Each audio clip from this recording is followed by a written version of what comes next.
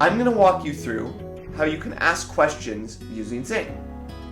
On your home screen, you'll see two things: a set of tables from the data sources set up for your company, and a set of shared questions available to everybody at your company. The great thing about shared questions is they allow you to figure out what people throughout your organization are asking and to duplicate or modify those questions so that you can make them really useful to you. Tables show you all the tables available from the data sources that you've enabled. Tap on a table and you'll see all the fields that belong to it. If you just want to see your underlying data, just tap the names of the fields you want and tap Next. You'll get a data table containing the results from that table. But the really powerful thing is how you can take that and use more interesting and useful aggregations or filters.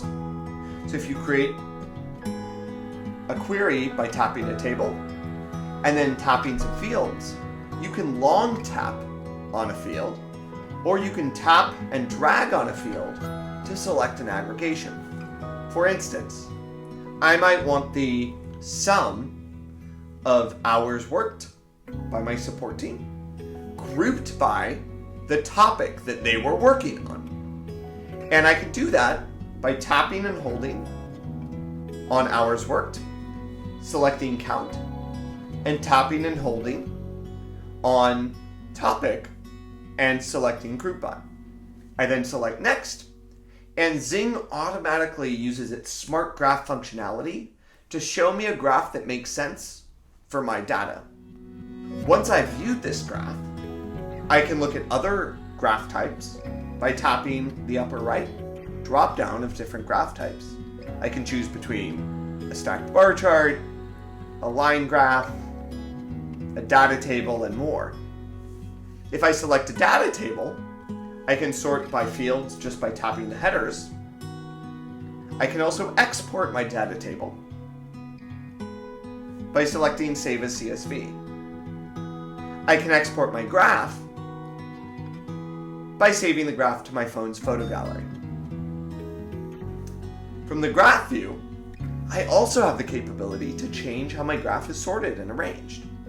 I just tap and hold my x-axis or my y-axis, and I'll see this panel appear below. From there, I can select a field, either my x-axis or y-axis, and select if I want that to be displayed in ascending or descending order. I can also save the question by tapping in the upper right and saving it with the name I want. I can mention colleagues and join them into the conversation where they'll get an email if they're not already actively using Zing. Or if they do use Zing and have turned on notifications, they'll get a notification. The questions I've invited them will also appear on their home screen so that they can see and be part of the conversation as we make better decisions together using data. Go to zingdata.com today and you can download our iOS app, our Android app, and start inviting colleagues and using it.